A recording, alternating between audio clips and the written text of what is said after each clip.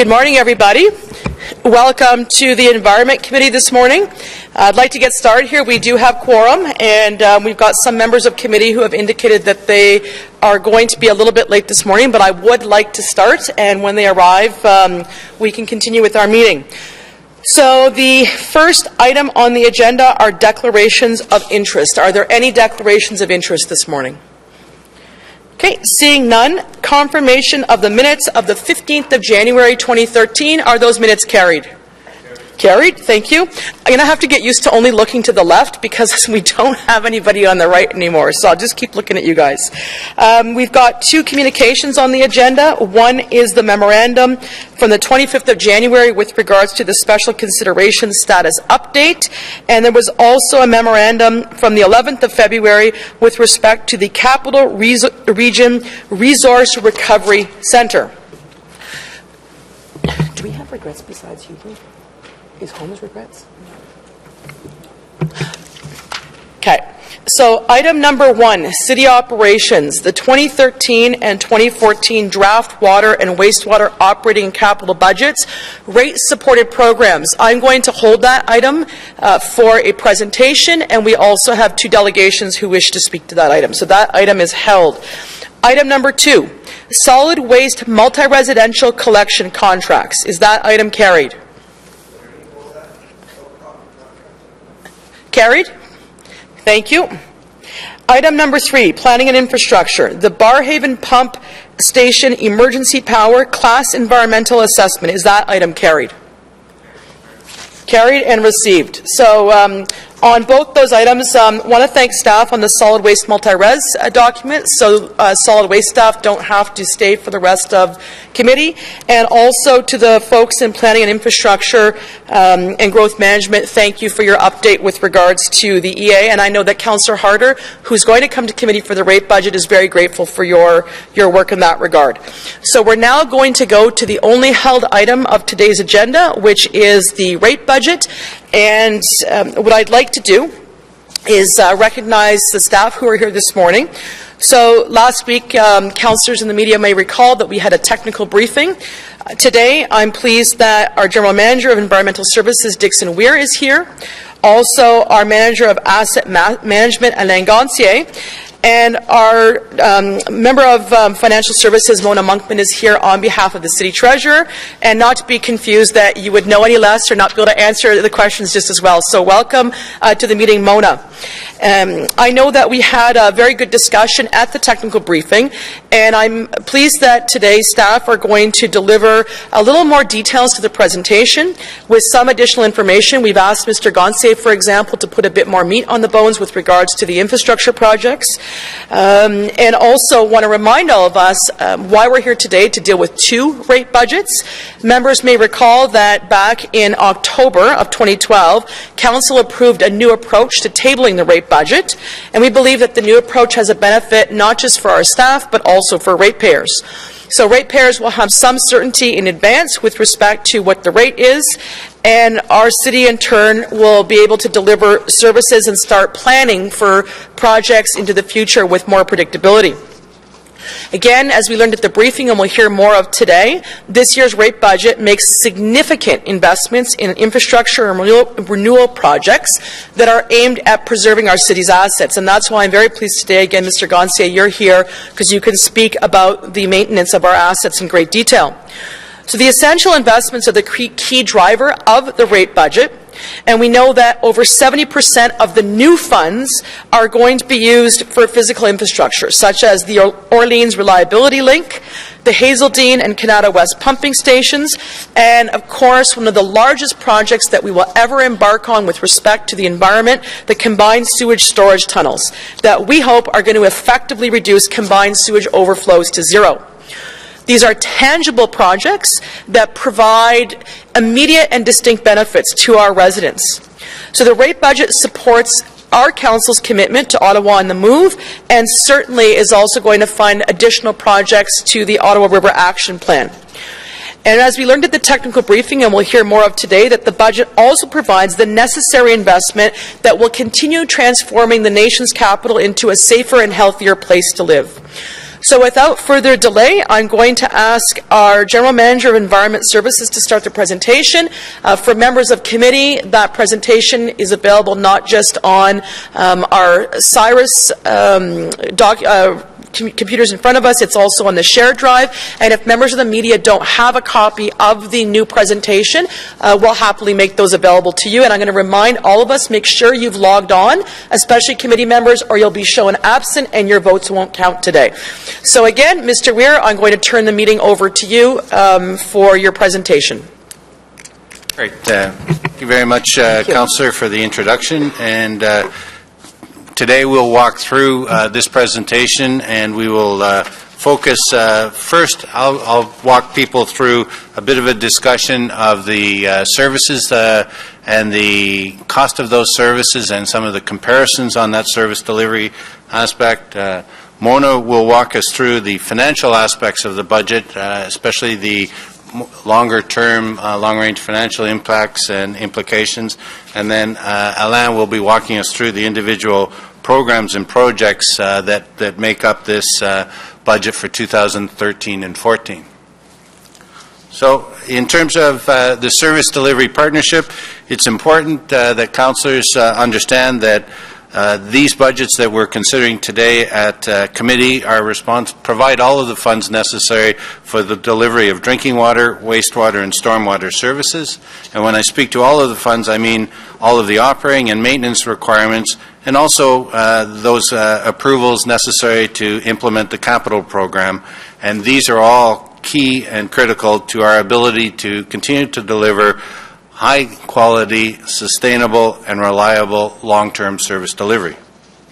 As you are aware, there are many departments involved in the provision of these. While certainly environmental services and our drinking water, wastewater, and surface water management branches provide the outward-facing service delivery, there are an awful lot of key support groups and branches and departments that are essential for that delivery.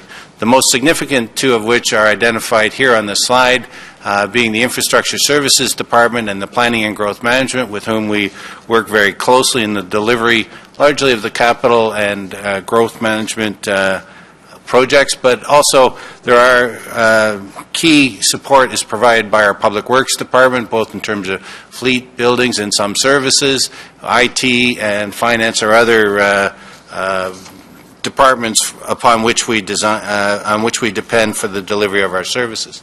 Taken together, this budget satisfies a best management practice considered in the industry, and that is that we provide a full cost of service budget and that all services are completely satisfied through these budgets and that there aren't funds or cross-subsidization occurring. In terms of what exactly this rate budget will speak to, as outlined last year in the long-range financial plan for rate structures, the rate increase of 7% had been predicted for 2013 and 14, and this budget confirms those increases. Looked at on a cost of service delivery point of view, that provides us with increases of cost of service for 2013 of some $715, rising to $765 in 14. If we look at it on an annual increase, as you can see, these increases are just below, are about $46 in 2013 and rising to just over $50 in 2014. If we were to look at that on a weekly basis, that represents some 90 cents in 2013 on a weekly basis and some 95 cents in 2014 based upon an average household's consumption. In terms of rate increases, we take a look around the province and provide a comparison as to how are our rates increasing. As I'm sure councillors are very familiar with, many municipalities, or all municipalities in Ontario and across Canada, are facing an infrastructure renewal issue, and these rate increases, as both Mona and Alain will explain in the next few slides, are largely directed to being able to meet that requirement for capital renewal and infrastructure. And as you can see, when we look across the province, our rate increases at 7% fall very much in line with other municipalities in the province. But beyond just looking at the cost of those rate increases, I think it's fundamentally important to have a look at the cost of service delivery. There are, as depicted on this slide, we are comparing the City of Ottawa costs shown in the blue bar against many municipalities across Ontario, and we have selected the largest municipalities. This assessment is carried out by BMA Management Consultants, who look at the cost of services in the various upper tier, lower tier, and different rate structures to come with a volume-based cost of service comparison. Looking at the cost as shown here at based upon a $200 meters cubed per year consumption, you can see that Ottawa compares very favorably, being below both the median and the average costs as shown by this graph. So I think the summary that councillors can take from this is the City of Ottawa continues to provide very high quality and reliable service at a cost very competitive with major municipalities across Ontario, and that our rate increases are very much in line with those rate increases proposed elsewhere. And with that, I will pass the microphone to Mona Monkman. Thank you, Mr. Weir. I'll start with this first slide, and this explains the changes in the 2013 budget for the Environmental Services Committee. In total, the budget in 2012 was $282 million, and that will grow by some $17 million in 2013 to a budget of $299 million. But as this graph shows, almost all of that increase is going to go towards capital formation. So the operating budget provides for the operations, the maintenance, as well as the amounts that we take from our revenue sources and contribute for capital renewal and capital investment and to service debt that we've taken on to fund capital projects. So that's the capital formation envelope. And this increase is consistent with the long-range plan that we presented to you last February. The other changes in the budget are primarily to address inflationary costs in the materials and supplies and labor lines. And similarly, as the Chair mentioned, we are proposing a 2-year budget here today in accordance with your new policy. And this is the 2014 budget change. And again, almost all of the increase from the 2013 budget to the 2014 budget is to go towards capital investment and capital renewal, $13 million. Cette table présente un sommaire des autorisations budgétaires pour les immobilisations. Comme vous pouvez voir, le budget pour l'année 2013 est plus bas que l'année dernière parce qu'on a approuvé le budget pour Ottawa, on se déplace l'an dernier. Alors, pour l'année 2014, c'est encore environ le même montant que 2013, mais en plus de ça, nous allons financer le plan d'action de la rivière des Outaouais avec un investissement de 177 millions de dollars.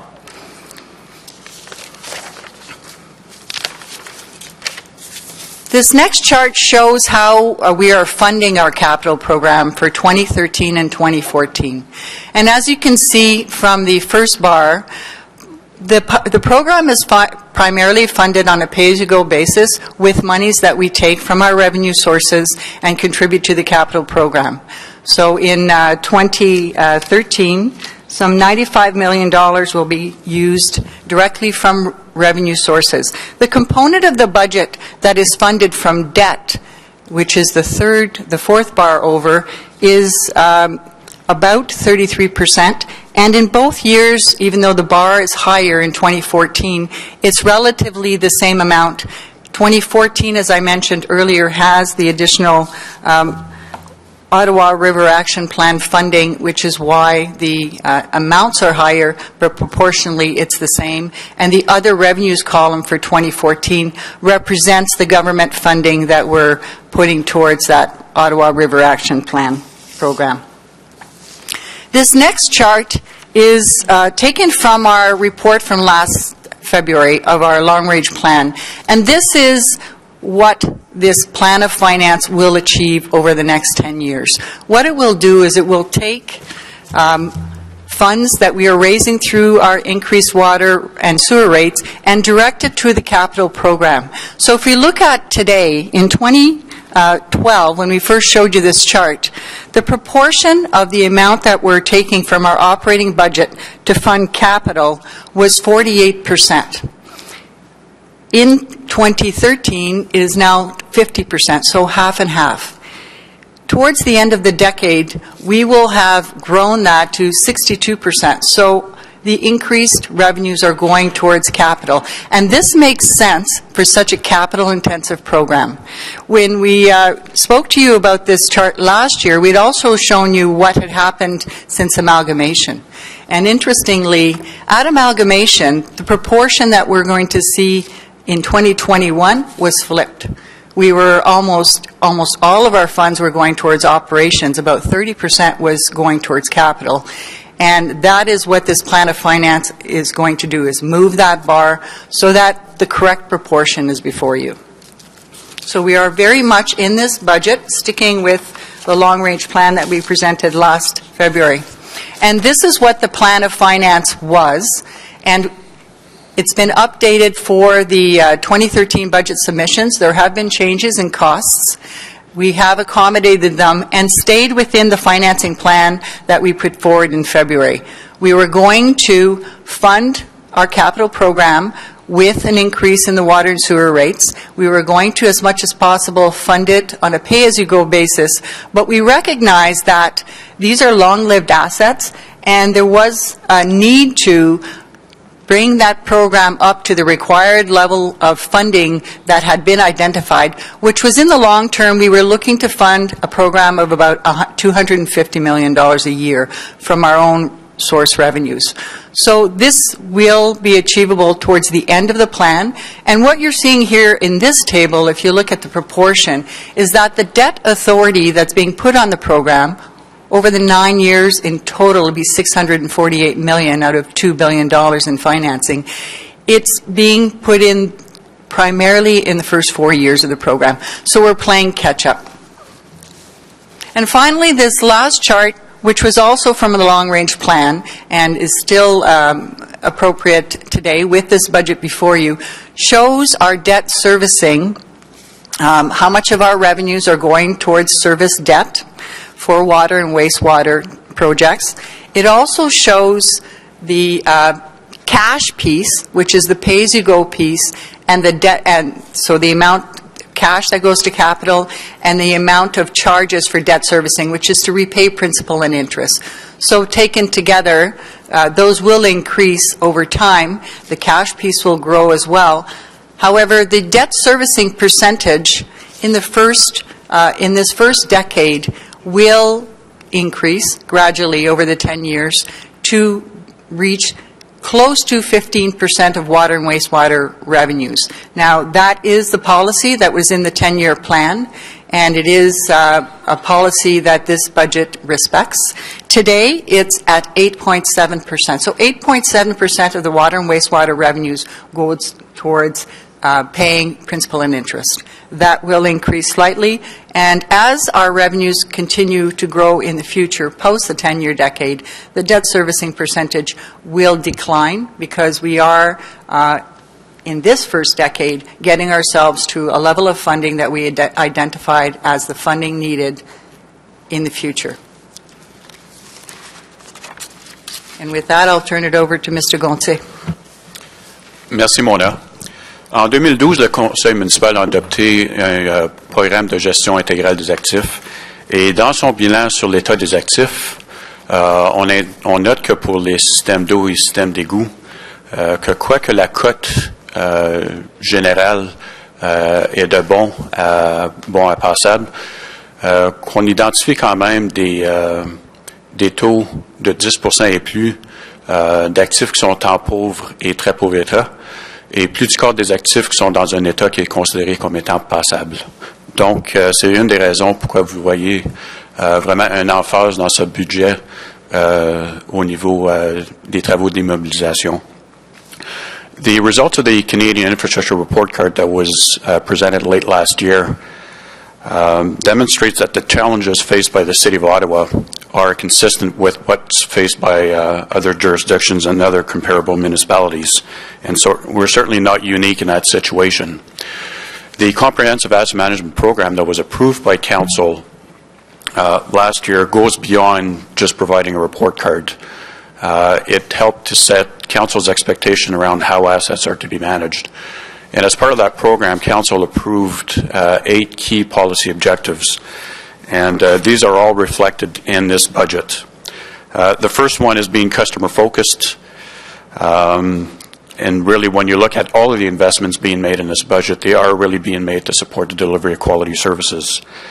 We're looking at service-focused and holistic, and when you look at the composition around this table, planning and growth management, essentially one of the first slides that Mr. Weir presented, this is very much a holistic approach. It is looking at all assets, but also all service areas that are required to support these services.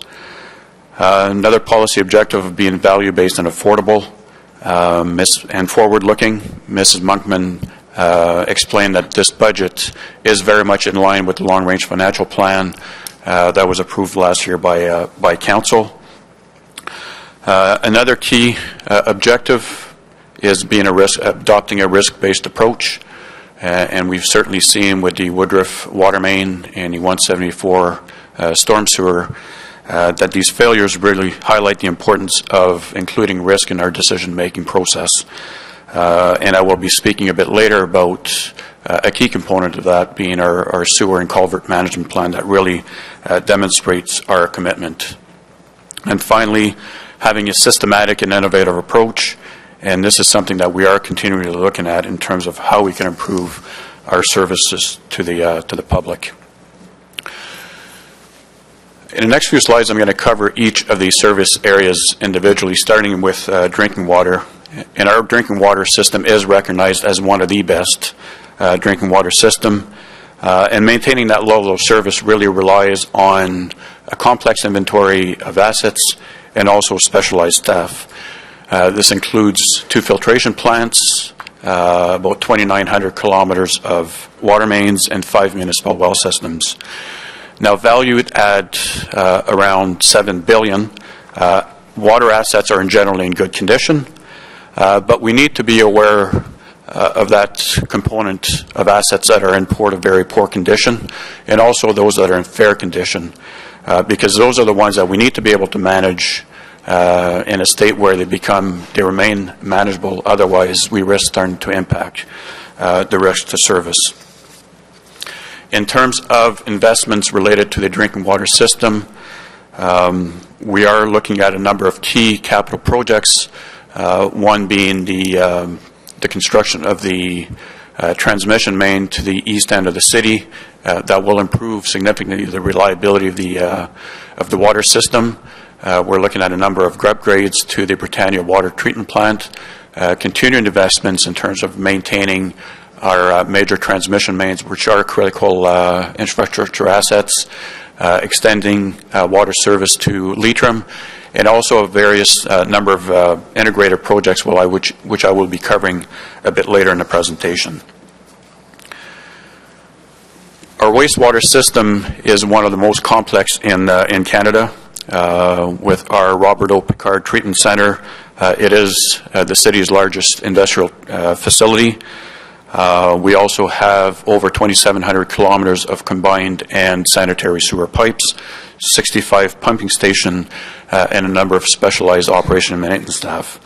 Now valued at $6 billion, generally the assets are considered to be in good to fair condition. And as with the water system, we do have over 10% of the assets that are considered to be poor to very poor, and over a quarter that are in fair condition. And these are really the ones that we're trying to focus on as part of this budget. In terms of investments, I mentioned the strategic management plans for sewer and culvert, which is really embedding that risk-based approach in our decision-making process. We are looking at moving forward with another key component of the West End flooding initiative in the Hazeltine pumping station upgrade. And with the treatment plant being over 20 years old, we are looking at some significant investments in terms of renewing that facility. And finally, in terms of service, our stormwater service is really key to protecting private properties in terms of flooding and also the quality of our streams and rivers. This service relies on 158 stormwater ponds, 2,600 kilometers of sewers, over 5,700 culverts, and hundreds of kilometers of streams and natural courses. Now, valued at $5 billion, these assets are generally in good condition, and mainly because these assets tend to be newer, as stormwater infrastructure is certainly younger than the counterparts in terms of water and sewer assets. But certainly one of the key components that we're focusing on in this budget is maintaining our culverts, which account for a lot of the assets that are considered to be in very poor condition. In terms of investments being made in our stormwater infrastructure, we're looking at a number of upgrades to our ponds, slope stabilization of our creeks, environmental effects monitoring that are key really to understanding our impacts on the natural environment, many municipal drain improvements that are going to be carried out. The Carp River restoration, which has been in the works for a number of years, is also continuing to move forward, and a number of drainage culverts that we will be improving through this budget. Now, when we look at the 2013 and 2014 budget, we can really see that there is a definite focus on capital investments, far more than what's being invested in terms of growing our asset. And this is important because it does align with the concepts that were approved by Council as part of the Comprehensive Asset Management Program. Donc, l'approche de mettre l'emphase sur le renouvellement des actifs existants est vraiment en ligne avec notre programme de gestion intégrale des actifs. The 2013 and 2014 budget, as Ms. Monkman indicated, also can see continued investments in Ottawa on the Move, a program with over 400 projects totaling in excess of $500 million to improve mobility needs prior to the construction of Confederation Line. This includes a number of integrated projects, such as the reconstruction of Churchill Avenue and also the next phase of Bronson. It also includes a number of sewer separation projects that are also part of our Ottawa River Action Plan. Now, the Ottawa River Action Plan remains the cornerstone focused on improving the quality of the Ottawa River. This includes a number of sewer renewal projects, including the separation of sewers in the Old Ottawa East, Manor Park, Rockcliffe Park area, along Sussex, and also as part of our next phase of the Rideau Street reconstruction. And as indicated by the Chair, we are also moving forward with the design of the combined sewage storage tunnel so that we can be ready for construction, subject to the availability of funding by our other levels of government. Mais le plan d'action de la rivière des Outaouais ne traite pas seulement nos impacts reliés au déversement unitaire, il inclut aussi des améliorations au réseau d'égouts pluviaux. So finally, as a result, improvements identified through subwatershed retrofit plans and through the implementation of the Wet Weather Infrastructure Management Plan, these will contribute to reduce our risk in terms of property flooding and also our impacts on the Ottawa River. And this, Madam Chair, concludes our presentation. Merci, Monsieur Gantier. Thank you very, very much for your presentation. Now, one point that wasn't made this morning in this presentation, and when the time comes, we may want to discuss this either with Ms. Monkman or with Mr. Weir, and that is that while the rate is increasing, residents still have control over what they pay for water in the context that you're paying for what you're using. So I think we need to remind all of us that when people are being efficient with their use of water, they're actually going to be paying less for that service overall. So it's not a flat rate across the board for everyone in terms of the final amount. Now, Again, with the 3 departments here, we know that the issues that we're addressing are much, much bigger than just one department. And because of the problems that can arise due to aging infrastructure, we need to be looking throughout our entire city. So whether it's the health of the rivers and streams or sinkholes or roads, everybody's affected by this. And again, I appreciate that we're looking at this holistically, because it definitely is a collective problem that we have. We need to be together on our solutions, and we have to make sure as councillors and as members of this committee that our staff are bringing forward the tools to deal with these problems that we're seeing across many different departments. So again, I appreciate the presentation. So what we're going to do first is go to 2 delegations that are here this morning to speak to this issue. Then I'm going to ask if there are members who aren't on committee that may need to go. If you want to hit your buttons first, if you're interested in asking questions after the fact, we're happy to entertain that at this committee. Otherwise, we'll go to councillors for questions following the delegations. So the first delegation we have here today is Mr. Bill Toms, and I want to remind everybody that Mr. Toms has sent a presentation that's in the shared drive. Mr. Toms, you're going to have a maximum of 5 minutes to speak. And on deck, I'm going to ask the president of the National Capital Heavy Construction Association, Marty White, to come up and sit on deck, please, beside Mr. Toms. Mr. Hardy, are you speaking today as well? Because we only want the speakers sitting on deck. I'm here to just assist Mr. White if there's any questions he can't handle. We'll wait for that when the time comes. Is there any other delegations? There are forms to my right, and we're happy to hear from anybody today for a maximum of 5 minutes. So, Mr. Toms, you have 5 minutes, and thank you very much for taking the time to send us a presentation before your appearance here today. Welcome. Thank you very much. I've been here several times before as a member of the City of Ottawa Environmental Advisory Committee. And the focus of what I wanted to present today is basically related to water rates and what I'll call important financial details about how these water rates are calculated and imposed. Much of this material is recycled from previous material that we discussed in the Environmental Advisory Committee. But I've tried to put it all on one page, which is, let's see, it's going to be kind of hard to read. In fact, it looks like as if you've increased the font size, so not everything is on one page now. But we'll work through that. The document itself is about 17 pages long, and there's a few pages in the annex as well. I think by far the most interesting for me was a memo dating back to 2009, which talks about rate structures in the City of Ottawa.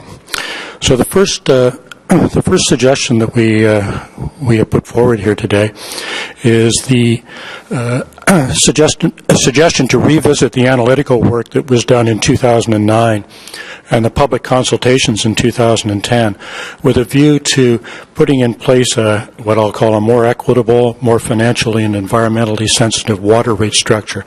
And we'd like to see that done ideally by 2014 rather than waiting until 2015.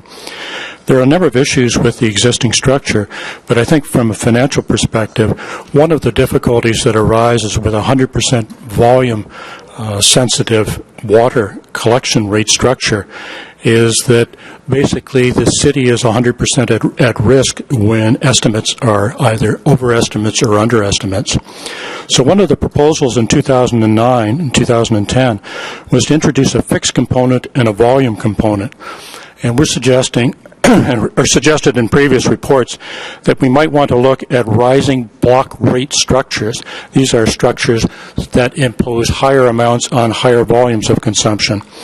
And another wrinkle that we were thinking about suggesting would be some kind of proxy distance charge to reflect the fact that there are higher costs of maintaining and replacing installed infrastructure when that installed infrastructure involves pickup and delivery of water and wastewater from residences which are a long ways away from the main pumping station and ROPEC.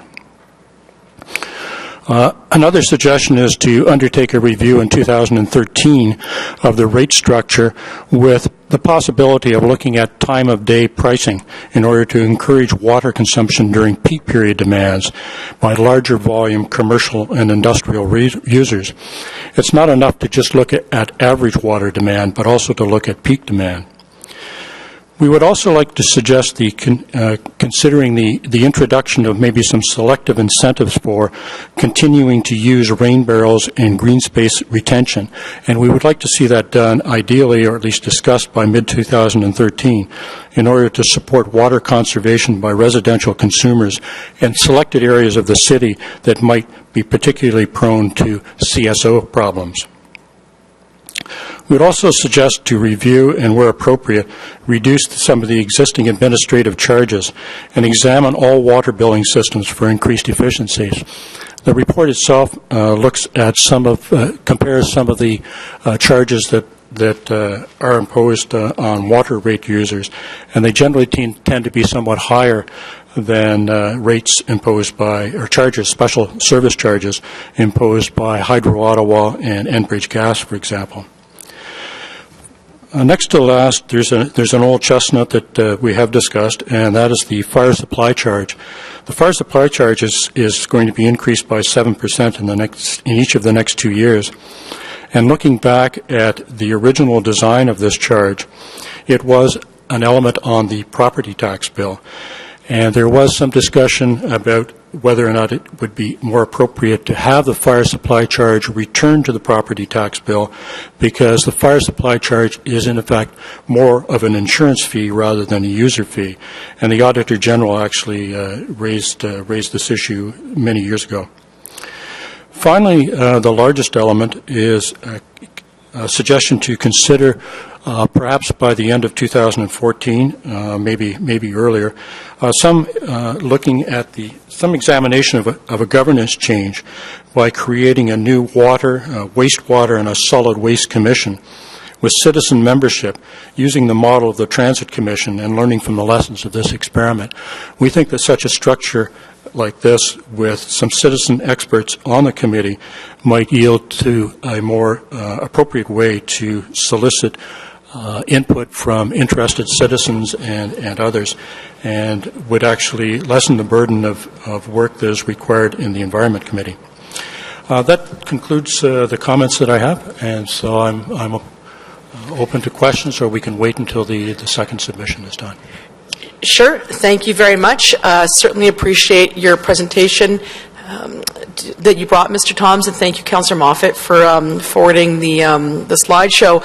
Now, today's budget, Mr. Toms, just to clarify, provides the funding authority, if this committee approves it, and obviously if Council does, to look at many of the issues that you've posed. So I appreciate that you've taken the time to put them in writing.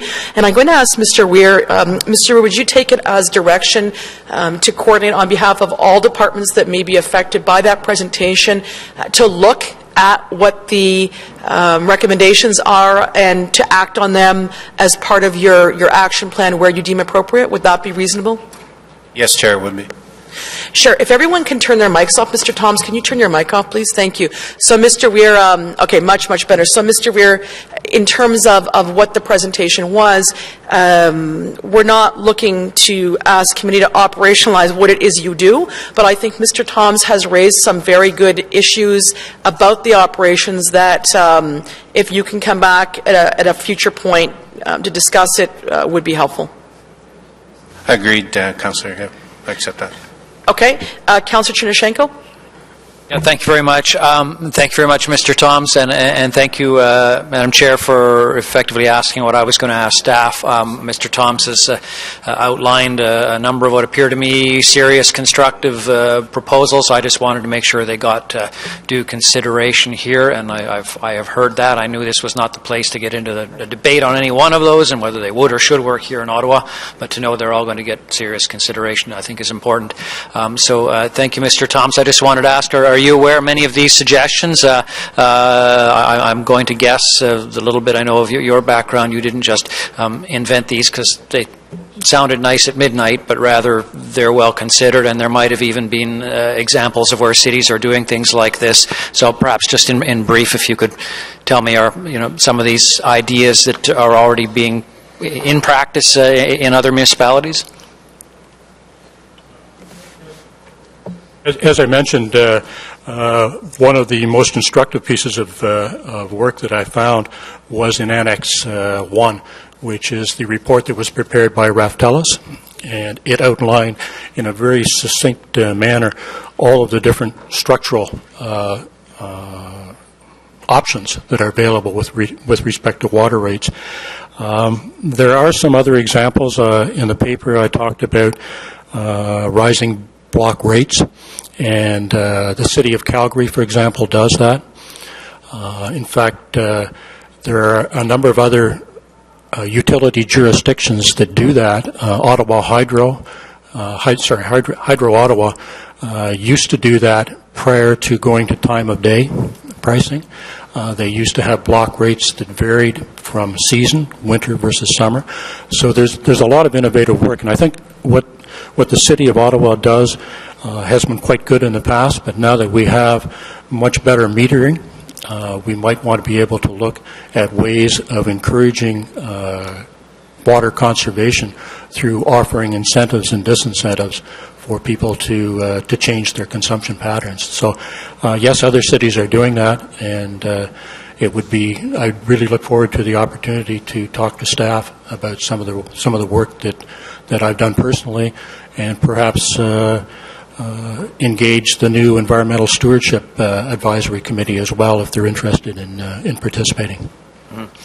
So thank you again. I think what I see here, which is especially helpful, is that it's not just a list of if you spend more money, you will be able to accomplish these things. In some cases, there are suggestions where investment in a new process or incentives to encourage green roofs, rain barrels, etc., these sorts of things might be a relatively small investment by the city, but you've also outlined a number of ways in which we can be incentivizing, I hate to use that word, residents, businesses to curb their own water use and save themselves money as well in the end. So thank you very much. Thank you. Thank you very much, Councillor Chernushenko. Specifically, Mr. Toms, the Annex 1 that you're referencing is actually a memo that was sent to somebody who is currently a member of our staff. Now, where did this memo come from? I just want to know, who is Raftelis? I'm not sure where it came from. Sorry, Mayor. Chair, Mr. Weir, okay. Yeah, if I may, I don't have the memo in hand, but a number of years ago, back in 2009, we came forward with a report and did some study work, and Raftelis was the consultant that was engaged in that work. So I'm presuming that the report that Mr. Toms is referring to... No, Mr. Toms, I'm going to ask you, Mr. Toms, I'm going to ask you to stay in your seat, please. We've already provided that to the General Manager, because you've got more people who want to ask you questions. You're a popular guy this morning. Don't go anywhere. So Mr. Weir, then the document that we've been given is a technical document that our staff used when they wrote the report. Is that accurate? That's correct. Okay, good, because I want to clarify that, because sometimes we don't get that information, nor do we always need it necessarily. So, Mr. Toms, one thing you mentioned that I thought was fantastic was the new Environmental Stewardship Advisory Committee, and we're actually very excited about this new committee. Invitations should be going out soon for the Greenhouse Gas Roundtable, and we're going to involve that committee when we execute the results from that. But I'm wondering, how do you see the Stewardship Committee working on this issue today, not within any ideas that you have to form a separate new committee, but how could we make good use of our Stewardship Committee on this issue? I really haven't seen the Stewardship Committee in action yet, because the appointees have just been appointed. So I think it really depends on what the interests of the committee members, the advisory committee members are, and whether or not they want to work with informal citizens groups or not. And certainly if they do, I would be delighted to meet with them. Okay, thank you very much for that. Next person, Councillor Wilkinson. Thank you, Madam Chair. I was interested in what you said about rates. The longer the distance, the more you pay. Did you take account of the fact that we actually have a green belt here and what that impact would be, which is something that the people using the service have no control over at all? Of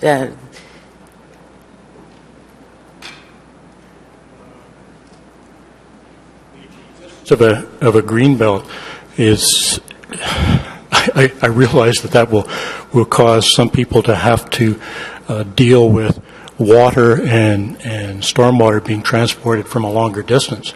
But at the same time, any kind of charge that reflects the fact that there's a lot of maintenance and replacement work that is required for these longer distance pipelines, I don't think it's unreasonable to suggest that the fixed charge component reflect that factor. Certainly a lot of cities, when they do pricing, will charge more for people who sit on the bus and ride longer than people who take short rides. So would we charge that to the NCC then, or? I'm sorry? But we then have to charge that to the NCC since they own that part of the land? I think there's a difficulty with it, and I just phrase that because we always get a little bit concerned. If you look at the costing of this budget, the renewal and things is mostly in the inner city because it's older, and the outer areas, the issues in here are mostly paid with development charges because they're new development. I know eventually they'll have to be maintained and they always have to be cleaned, but when I staff, they're looking at the requirements in here. I just ask you to be very cautious about how you look at some of the rate things he has in are very useful, particularly the ones for conservation and things like that, which I fully support. But if you start putting in rate charges, then we're going to have to look at, do we do a rate charge downtown when you're rebuilding infrastructure that's different? And I don't think we want to get into that. So I just when you're putting your report, I just ask you to be a little cautious on that, if that's all right, Madam Chair. Okay. Thank you very much, Councillor Wilkinson. That will be all right with all of us. We would agree with that. This committee and our staff have shown ourselves to, as an inaugural committee, be pragmatic and practical about our approach, but I think there's great value in looking at what Mr. Toms brought to the table. If we can align within our term of council priorities right now, within funding envelopes to do that, I want to see us do that. And certainly when the next term of council sets its priorities, there may be discussions when we start reviewing the rate structure, because we did indicate, Mr. Toms, so you know, you may recall in the report itself, we're speaking about reviewing the rate structure itself in the next term of council. So we will be taking a look at that in a different term of council. So I see no other questions to our delegation. Thank you again, Mr. Toms. Really appreciate, again, the memo that you forwarded us. So the last delegation we have here today is the President of the National Capital Heavy Construction Association. Would like to welcome Marty White. Mr. White, you have 5 minutes, sir. Can we have a mic? Thank you. Good morning, Madam Chair and members of the committee. My name is Marty White of Taggart Construction, and I am the President of National Capital Heavy Construction Association. Joining me today is Dale Harley, our Executive Advisor. The National Capital Heavy Construction Association is pleased to support the 2013 and 2014 draft water and wastewater operating and capital budgets. My primary focus will be on the capital budget, but I would like to stress that our association also supports the increased operating expenditure on strengthening current asset management practices. The Long-Range Financial Plan 4, approved a year ago, recognized a significant increase in capital needs as a result of the Ottawa River Action Plan and the impact of ongoing condition assessments and risk mitigation work. The LRFP helps protect and maintain the $18.4 billion in capital assets that we as taxpayers own in water, wastewater, and stormwater assets. There are a number of specific aspects of this budget that the NCHCA supports. These include adopting a 2-year budget is good planning purposes for the city, taxpayers, and contractors. Furthermore, clearly identifying the budget for each separate year avoids any potential confusion as to exactly what is being budgeted for each year. The capital portion of the 2013 and 2014 rate-supported budget sees over 80% of the capital budget focused on renewal. This is a positive step towards addressing the infrastructure renewal challenge that we face here in Ottawa. The consequences of not investing in infrastructure renewal goes beyond increased costs to include environmental impacts, health and safety issues, increased liabilities, and decreased taxpayer satisfaction. The 7% rate increase in 2013 and 2014 reflects the true need of investing in renewal. A 90-cent per week increase is worth the increased confidence that another 174 Woodruff or Elgin occurrence will be minimized. While as taxpayers and business owners, we generally do not like to see increased debt, we do support debt financing where it is being spent on much-needed assets, just as we debt finance our own plant and equipment assets. And it makes 5 times as much sense to debt finance much-needed infrastructure renewal rather than let the capital investment deteriorate even more. In conclusion, we encourage the Environment Committee to recommend to Council that the draft 2013 and 2014 water and wastewater operating capital budgets be adopted. Thank you for the opportunity to address this committee. It would be my pleasure to answer any questions you may have. Well, thank you very much. Appreciate your presentation, and certainly I will be supporting this budget recommendation to Council. I don't see, although I can't see, if we could ask the text to move that screen out of the way. I don't think anybody's on the delegation list, or the speakers list. If you could move that out of the way, please. I can't see. Okay, so there are no speakers, or there's no questions from committee members. Okay, thank you very much, Mr. White. So there are, Councillor Wilkinson, were you on the list? Okay, so are there any other people that would like to speak to this issue? Are there any delegations? Okay, I'm now going to close delegations to an end, or bring it to an end, and thank again our 2 delegations who are here today.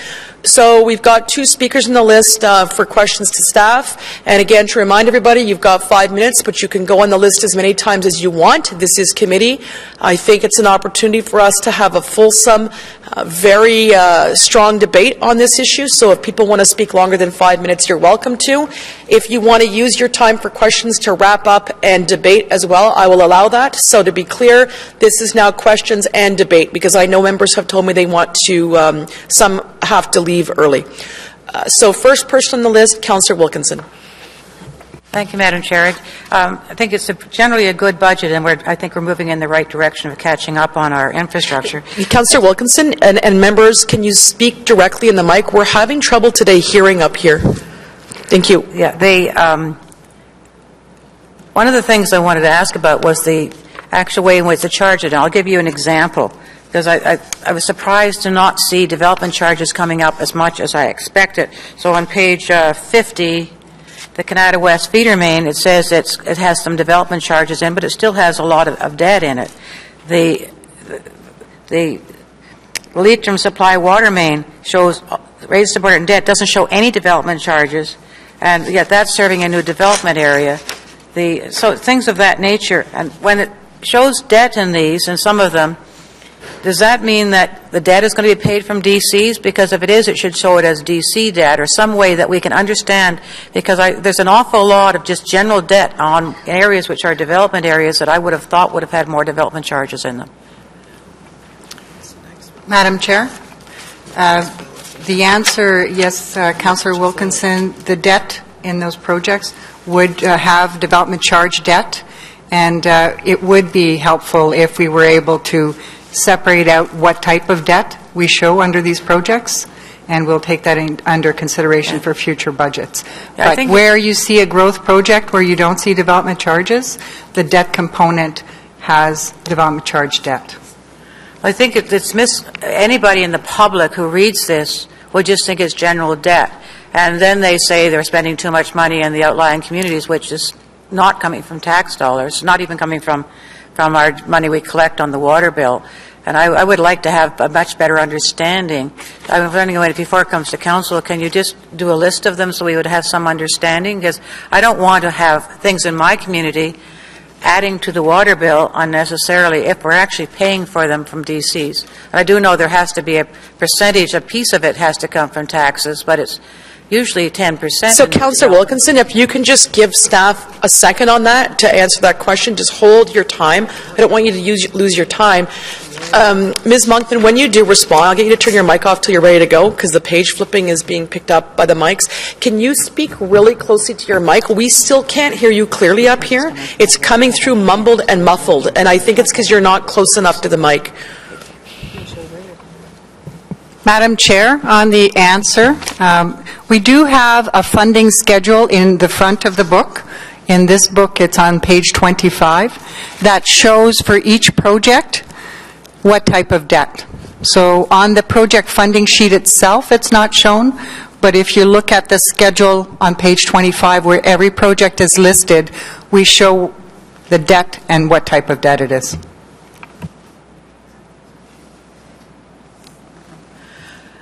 I still think it would be useful. The public doesn't look at this. They look at the individual projects in their own area. So in future, I think it's something in all budgets we should have this information, because we really should know where it's being funded no matter what. And the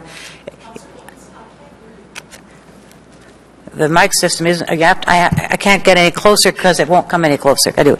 The problem is not just in this particular budget, but in all budgets, we need to know what is coming from taxes, what is not coming from taxes, because people are very interested in the property taxes, and they sometimes think that there's a lot of subsidy going into areas which is not necessarily happening, but in other cases there is subsidy going. We should know the difference between the two, and so as well as in the summary, if for next year particularly, but it is useful to know how much is coming from places. And even in the summary charts, I'm surprised at how much is coming from regular debt and not from DC debt. So is there some explanation about why a new water main going out still has a lot of general debt? Because if you look on that chart you just referred to, Where your hand is. even the first one, the Orleans Transit Management, there's a water debt of $1 billion, and a DC debt of 2.3. So there's still, it's more than 10%.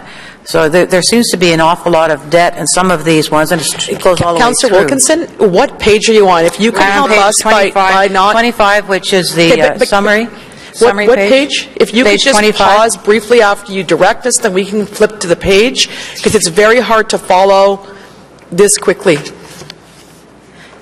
It's more a generic question than a specific one, but there's some examples you can see if you go to page 25 and the following pages. It's about 4 or 5 pages of the summary of all the capital projects.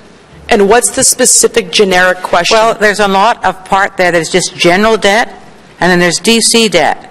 And then the DC debt doesn't show up in some of the So what's the question, Councillor? If you could ask it as a question, we'll try and help staff. I'll leave it with staff right now, Madam Chair, because it's just something of understanding, and if they can give us an explanation later on, that's fine with me.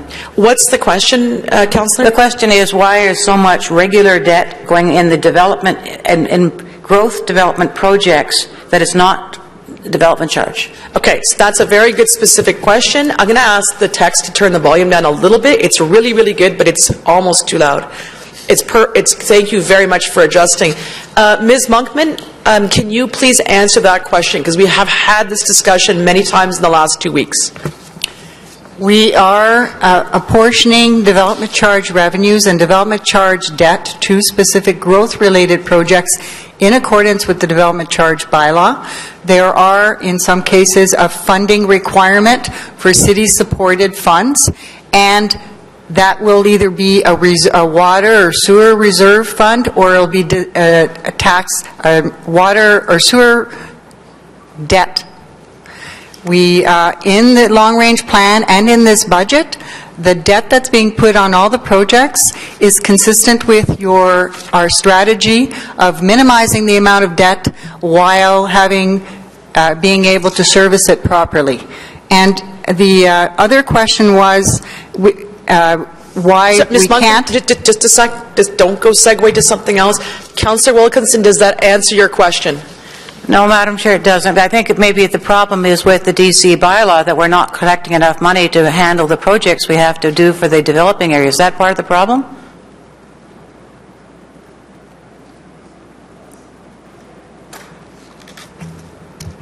It is. It may be part of the problem. There is a need to use water and wastewater reserve fund on some of these growth-related projects. So I think, Madam Chair, that when we're doing the DC bylaw next year, this is something we should take a good hard look at, because the whole idea was that growth shouldn't have a major cost on it. We have to pay for renewal in the central area, but I don't like to see having to put a lot of money in the new growth areas as well. Thank you. Okay, so thank you, Councillor Wilkinson. So, Ms. Monkman, will you take that back to your staff and to the Treasurer as direction from us when you're looking at that bylaw? Yes, Madam Chair. Okay, and Ms. Monkman, if you can provide the second part of information that you were going to provide to the other issue, please. Okay. The other issue is we will review how we display the funding on each individual project sheet for next year's budget. Okay, and we've asked that. I think that came up during the tax-supported budget as well, that we wanted more information. Is that accurate? Yes. Councillor Wilkinson, does that... That's fine. Thank you, Madam That Chair. satisfies that question? Yeah. Okay. Do you have any more questions or comments, Councillor? Would you like to wrap up, or are you good? Well, I think that it's good to have the 2-year budget, Madam Chair. I think that's a step forward, and having all of the projects listed off like this, I know some of them depend on some funding from outside sources, and that always is a bit of a problem, but at least we're showing progress in doing it. I recognize it makes a higher rate increase than people would like to see, but I think we have to look after our infrastructure. It's one of the most important things that we do, and there is a catch-up here. I think it shows that as was pointed out even in the presentation, the amount of money putting into fixing things up in the 10 years ago was not adequate, and we're picking that up, and within a few years we'll be able to be in a better balance. So I think it is. I think you've done a good job in putting this budget together. Thank you very much, Councillor Wilkinson. Next, Councillor Blois. Thank you, Madam Chair. I have a specific question with respect to the Orleans transmission main, and certainly a very significant project. And I think residents don't appreciate sometimes the cost that goes into something underground. You know, they're used to turning on the tap and flushing, and as long as everything works, everybody's happy until they see an increase. And here's an indication. I think it's almost $40 million for this project to provide more reliability into Orleans. The question I have is, we're also currently putting in place sort of a backup system to provide that assurance that until this is in place, that we have the capacity or the means to keep supplying water. Do we have that broken down? How much of this cost is actually the, let's say, the ancillary system that we're putting in place and the maintenance of that? Actually, the fees that you see under the Orleans transmission main are directed just for the Orleans transmission main. Okay. Last year we had we received authority and continue to receive authority on a year-by-year basis for our major transmission main program. And that has 3 components. One of them is to continue to look at condition assessment. The other one, the second element, has to implement the reliability improvements that are identified, and the third and largest section of that is to deal with the actual transmission main improvements or renewal. It's that second element that is providing what you see out in Blackburn Hamlet, for instance, the reliability standby pumping that are existing at that location because of a deficiency, because of an interest in looking to improve reliability in that location. So that's already been allocated, and that's an ongoing cost then at this point. It's actually not included in here. It's, Chair, through you to the Councillor, it's not included in the Orleans transmission main project. Okay. That's correct. Okay, thank you. Thank you very much, Councillor Blois. And Mr. Weir, when you're talking, if you can speak directly in the mic, even talking a little to your left was hard to hear up here. Okay, so the next person on the list is Councillor Derache. Thank you, Madam Chair. Just a couple of questions for staff. Some time ago, Mr. Weir, I had an inquiry about cell phone towers on our water towers and our ability to raise revenue for the city. Wondering if you could comment on what the status of that is. I know that the response I had back was that we were planning some of our own telecommunications systems that we needed up there, so it was a question of just space on the towers. I'd like to think we'd be able to accommodate some cell phone capacity. It's done in other municipalities. We know how controversial the towers are when you try and put them in a residential community, and I don't think there'd be any objections to having them on the towers. And but I understand it's an issue of space. So how are we dealing with that? I hope we found some space so that we can raise some revenue.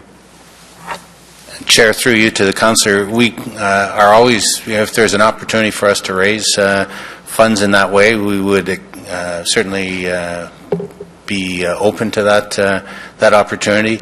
As it exists now, you've mentioned, and it continues to be an issue of space. And it's not so much the antennas that are the issue; it's all of the controls, etc., that go with it, and often involve control panels and monitoring panels, etc., that must be located within the towers themselves, and that becomes the space limitation. So the city continues to look at opportunities for that, but again, space often becomes the limiting factor in terms of being able to accommodate additional installations on top of some of those elevated tanks. Okay, thank you. My last question is just on our water-wise programming. And I understand where we're going with it, but one of the concerns I have is what I think we experienced this summer, where we had very dry conditions, and I think there was mixed messaging out there saying, you need to conserve, only use the tuna can of water, but yet, our city was parched. People were, had trees that were suffering, and I think we may have gone, sometimes the messaging can go a little too far on that water rise, that there's this belief that we don't have enough water, when in fact we do. It was not an issue of capacity of water this summer. In fact, I think we corrected the messaging, but we were saying, look, we don't want all these dry conditions across the city. We don't want the trees and the environment to suffer. I look at my constituency. There are residents that spend thousands of dollars on their landscaping, on purchasing trees, on purchasing shrubbery that I think has a net benefit to the environment. And I think if they want to water these plants, if they want to water, in some cases, the park trees that are adjacent to them, and I know residents who do that, they feel some attachment to the park and to the trees that are there, I think we should not make them feel guilty about doing that.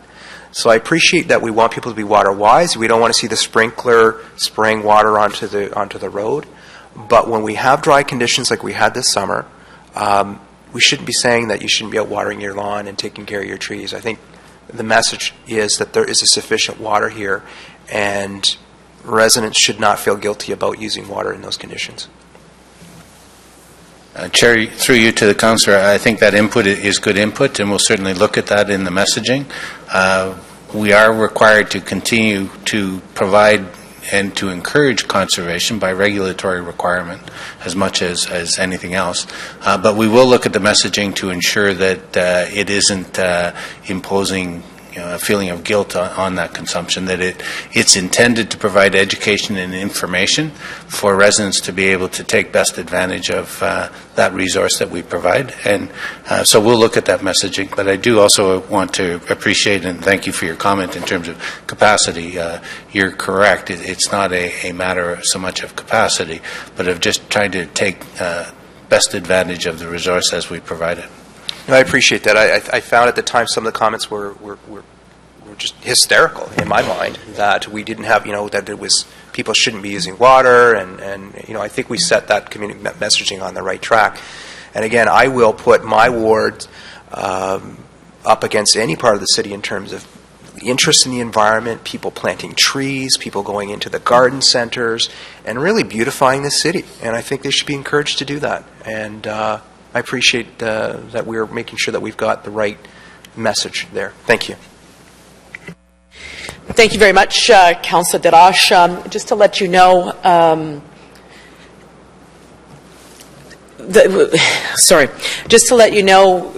we will be working, Mr. Weir and I, with corporate communications. We have not yet finalized the 2013 communications plan for any item of environmental services at all. And before we do that, we're going to be keeping very consistently with the message that the Auditor General gave us about making sure that we have a described mandate with measurables in place. And so the words that you're using today will definitely take to heart, because certainly we don't want to provide a message to our residents that it's not appropriate to use this resource when they want to. And you're absolutely right. I recall very clearly during last summer when you were acting on behalf of our mayor that we found ourselves in a very unique situation whereby our water table or watershed wasn't directly affected because we were so lucky to be on the Ottawa River, but some of the smaller townships in the Rideau Valley Conservation Authority catchment area were affected by much, much smaller water bodies. So we're going to develop a message that is appropriate for Ottawa, but we're also going to keep in mind the spirit, which I know you agree with, of being good stewards of the environment. And so we're going to balance that with the communication plan. And Councillor would be happy to take any feedback from you offline when Ms. Allaire and I have the final draft that we present to the General Manager and staff once the three of us have convened a meeting. So thank you for that. Okay, our next speaker, questioner Conseil Fleury. Merci. J'ai une question au niveau, dans le document, on parle, juste à la suite des améliorations d'infrastructure, on spécifie 7 catégories, vraiment haut niveau, on parle de ORAP, on parle de ROPEC, puis il y en a une catégorie, un point où on parle de la protection à la source de l'eau, ça c'est Source Water Protection, mais je vois aucun élément en lisant plus loin dans le document qui sont rattachés directement à ce point-là. Je me demande si vous pourriez peut-être élaborer sur des initiatives qu'on va faire. J'imagine que c'est pour la protection de l'eau lorsqu'on la prend de la rivière. You're correct. The issue with respect to the source water protection is something that comes out of the Clean Water Act and is an ongoing requirement by the city to continue to put in place those measures necessary to protect the quality of our drinking water, be it from the Ottawa River or from any of the groundwater sites. So as you may recall, the city has participated in the development of protection plans, source water protection plans that are currently resting with the Ministry of the Environment for their consideration and approval. And assuming approval from the province on that plan, it will then be incumbent upon the city to start to put in place those measures necessary to provide the agreed upon protection of the source water and in doing so protect the quality of Ottawa's drinking water. Okay, thank you. Thank you very much, Conseil Fleury. Mr. Weir, I wonder if you can just flesh out a little bit, maybe give us the Twitter version, if you will, of our responsibilities of that legislation. It's been in place for a little while now, but there's a separate entity that works with us with source water protection. Just for our benefit, can you just elaborate a little bit as to what that responsibility is and how it ties directly into us and our rate budget, please?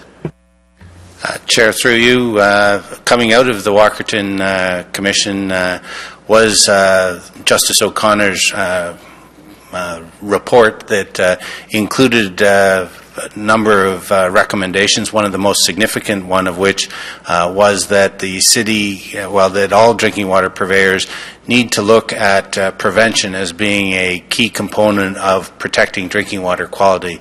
And to that end, the province has given authority to a number of source water protection committees across the province to develop first an assessment report that looked at all of the source waters across Ottawa, and for us, certainly the largest, most significant one was the Ottawa River, but the city also operates a number of drinking water systems that rely on groundwater, and so it looked also at trying to means and efforts necessary to protect that drinking water.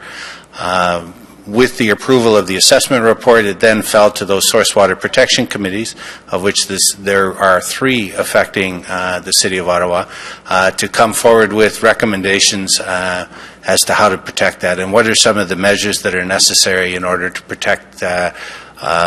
And those measures were developed on a risk-based assessment.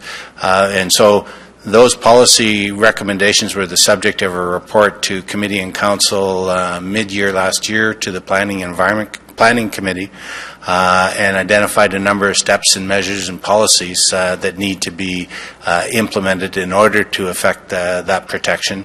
And so we are currently awaiting direction from the province, or approval, I guess, of those source water protection committees that were submitted by the source water protection committees in October, November of last year.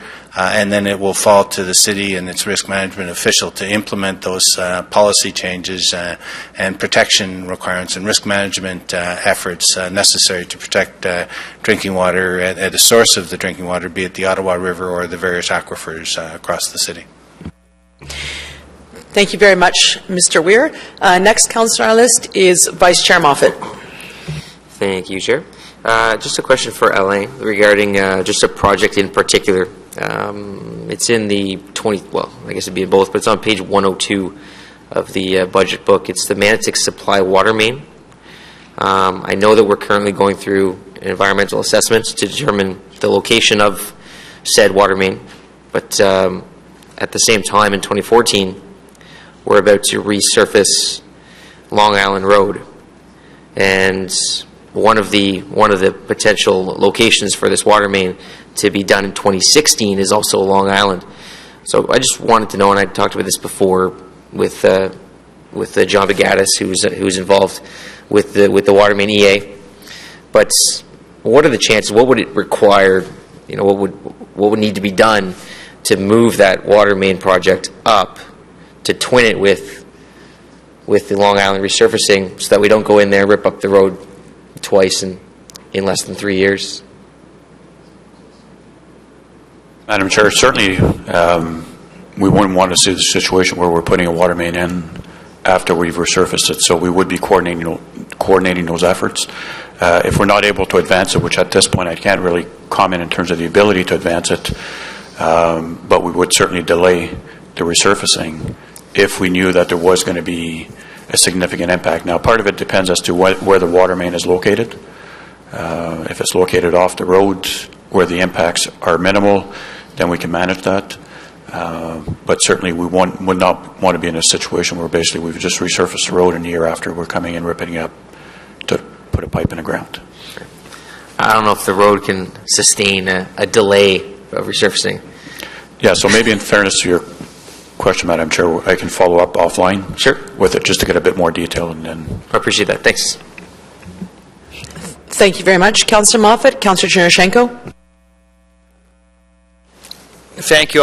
As we're approaching the end here, I just wanted to speak in support of this of these budgets and the work that's been done on these. It's a reminder once again that if we do not keep up over decades, if we do not keep up with maintenance of our infrastructure, at some point we have to pay the piper. So I will once again encourage my colleagues and the public who are rightly calling for tax increases to be kept to a minimum and rate increases to be kept to a minimum, that we are much wiser stewards when we at least keep up. Otherwise, we're forced to catch up.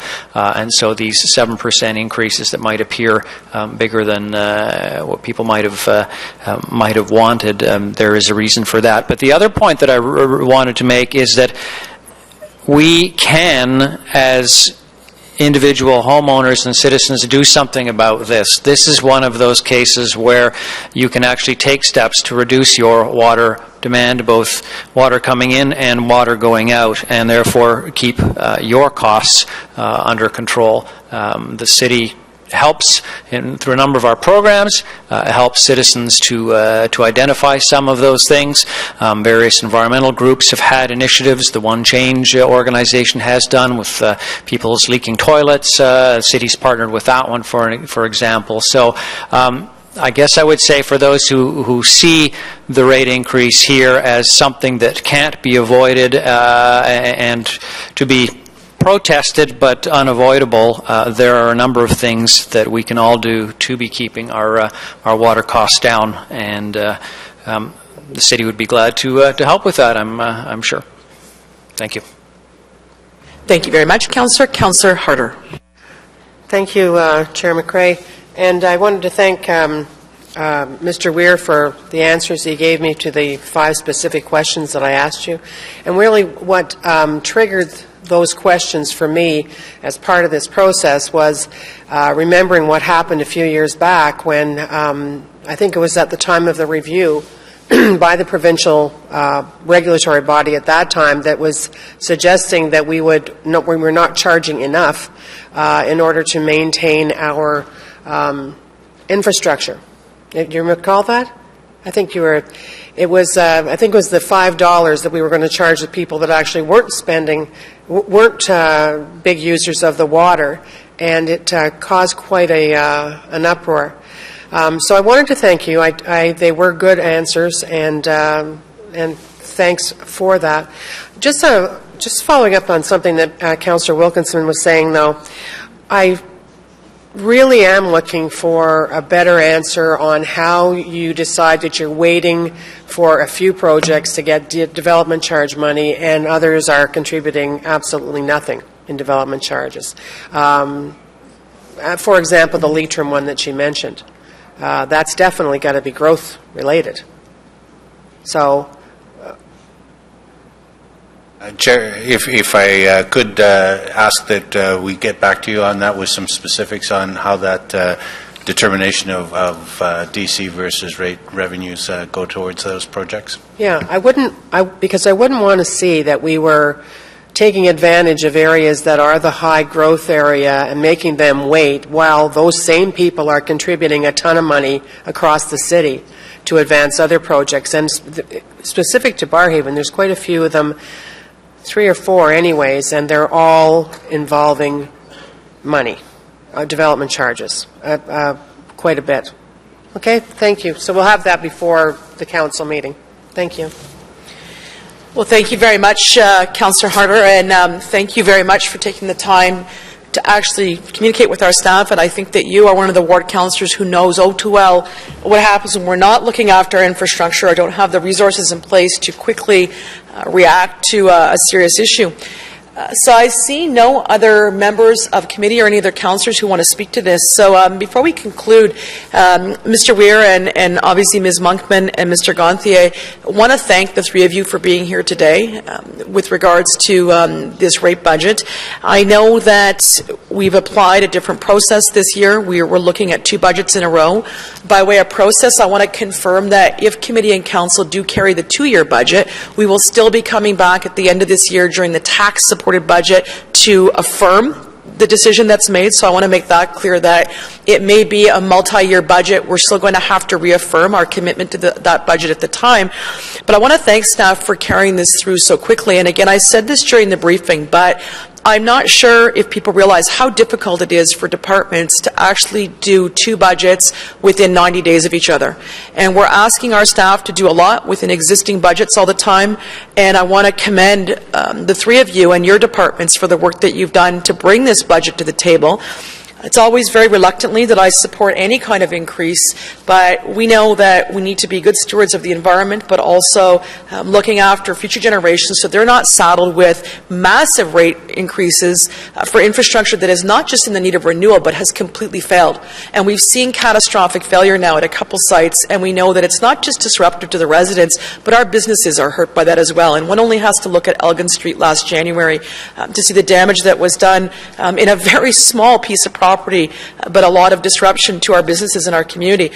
So I'm going to be voting in favor of this budget. I'm going to recommend that committee members support this.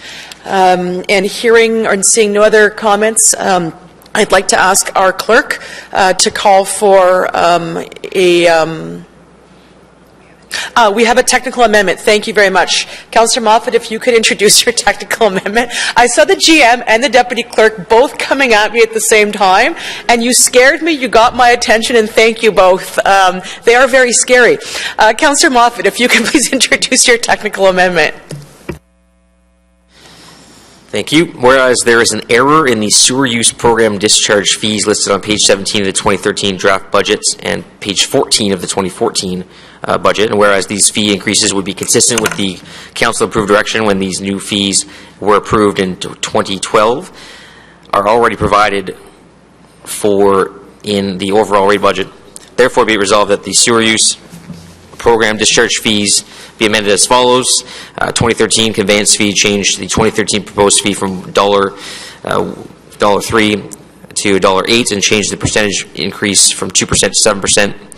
Treatment fee, change the 2013 proposed fee from 64 cents to 67 cents and change the percentage increase from 2% to 7%. 2014 conveyance fee, change the 2013 fee from $8 and the 2014 fee from $5 to $16 and change the percentage increase from 2% to 7%. Treatment fee, change the 2013 fee to 67 cents and 2014 proposed fee from 66 cents to 72 cents and change the percentage increase from 2% to 7%. Okay, thank you very much. On Councillor Moffat's motion, any debate on that?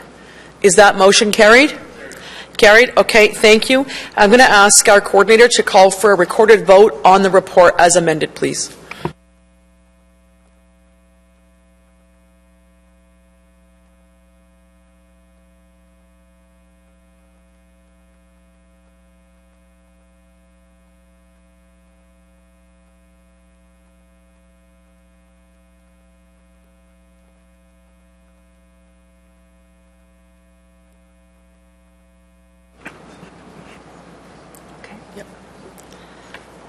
Councillor Chernyshenko? Conseiller Desroches? Yes. Sure. I don't think the mics are working right now. Conseiller Fleury? Oui. Councillor Holmes? Councillor Hubley? Councillor Hume? Yes. Okay. Councillor Moffat? Yes. Chair McCrae? Yes. Okay, so that report is carried as amended, and thank you very much for your questions. I know that a lot of work by my colleagues has gone into this behind the scenes, asking questions of staff. So the next item on our agenda are any notices of motion for consideration at subsequent meetings. Seeing none, are there any inquiries? Okay, any other business? Two items to bring to your attention. First of all, I want to thank Councillor Moffat and the Mayor's Office and the Clerk's Office for their excellent work in helping us choose our new Environmental Stewardship Committee.